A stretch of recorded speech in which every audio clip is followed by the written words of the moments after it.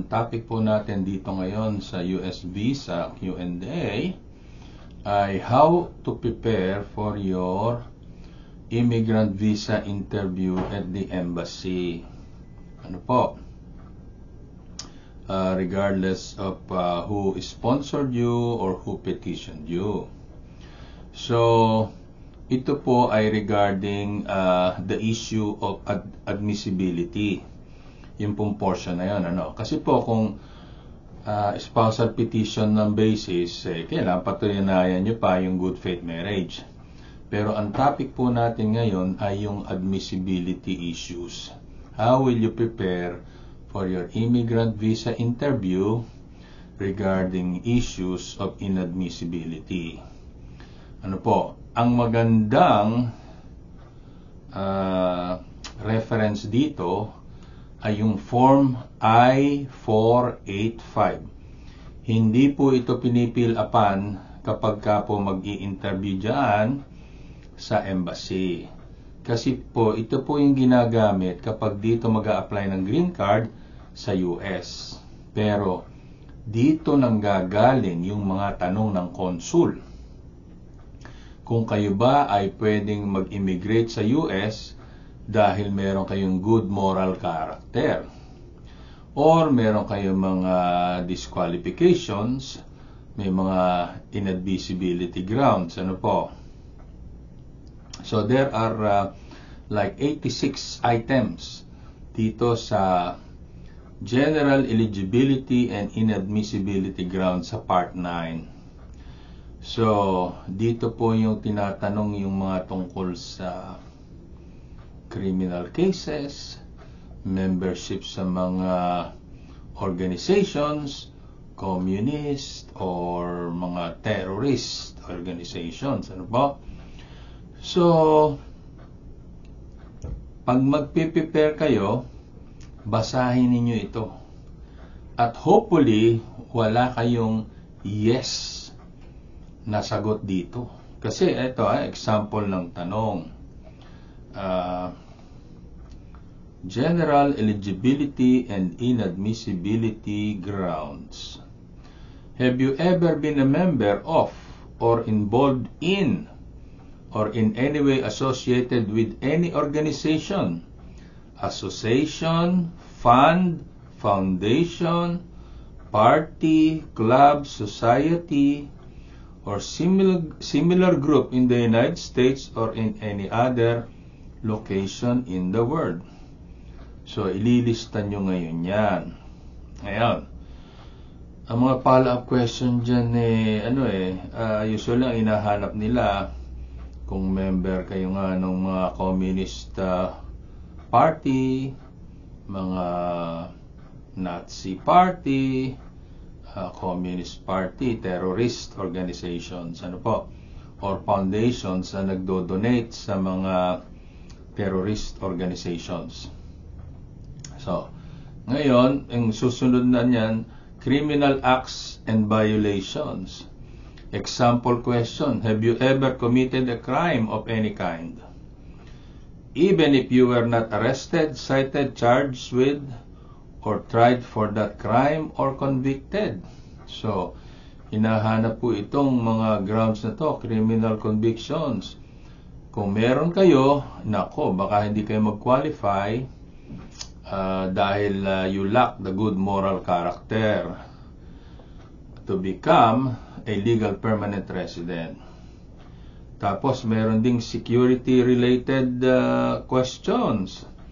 Do you intend to engage in any activity that violates or evades any law relating to espionage, including spying or sabotage in the United States? Do you intend to engage in any activity in the U.S. that violates or evades any law prohibiting the export from the U.S. of goods, technology, or sensitive information? Sample question po yan regarding security-related issues. Ngayon, ano po yung questions na yan? From 42 to around 55.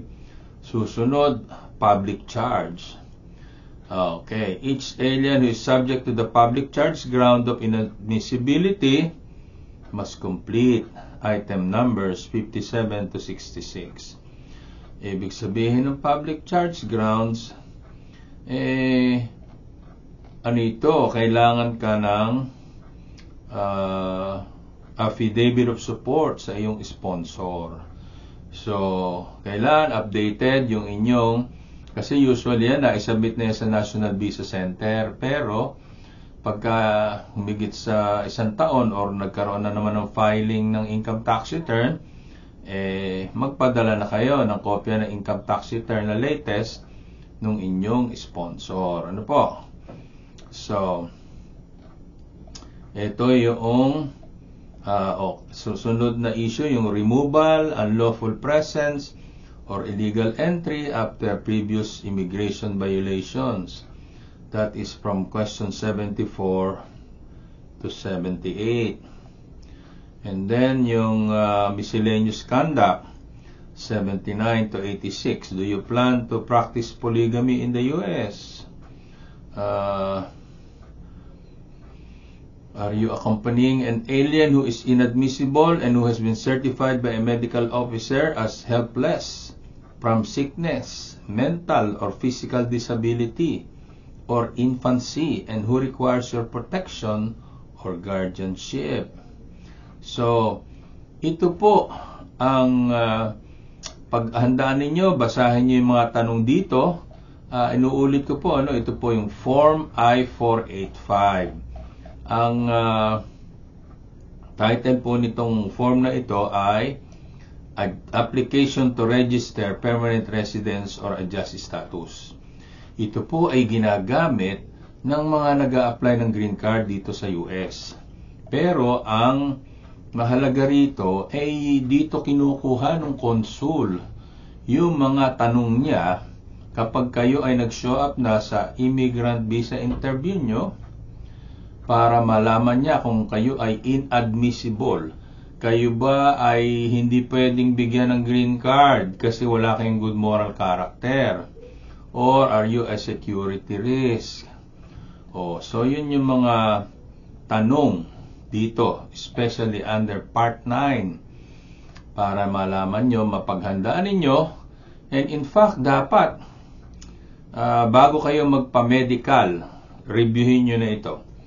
Kasi may mga tanong dito tungkol sa drugs diyan sa medical exam diyan sa St. Luke's, ang focus diyan ng mga tanong tungkol sa drug use So pagka kayo merong yes answer diyan, have you used shabu, have you used marijuana, nako, goodbye green card yan.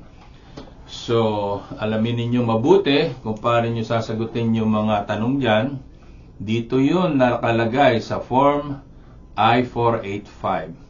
Kaya po, mga ka-Q&A, basahin nyo ito para makapaghanda kayo sa posibleng itanong dyan sa immigrant visa interview. Kahit na anong basis ng petition ninyo, itong inadmissibility questions, dito manggagaling yun. So at least, mapaghahandaan nyo na. So, muli, ito po si Attorney A. Erwin Bautista ng ating US Visa Q&A, how to prepare for your immigrant visa interview at the embassy. Paghandaan niyo po yan, mga tanong na yan, regarding the issue of inadmissibility. Kasi baka makakomply kayo sa lahat ng mga requirements, tapos yung isang tanong dito, disqualified kayo. So, mapapakinggan din po tayo sa radiofilam.com at saka po sa Flash TV. Maraming salamat po sa inyong panunood at pakikinig. Paki-subscribe and like, at kung pwede, paki-share nyo na rin. So, kita-kita po ulit tayo sa ating next episode.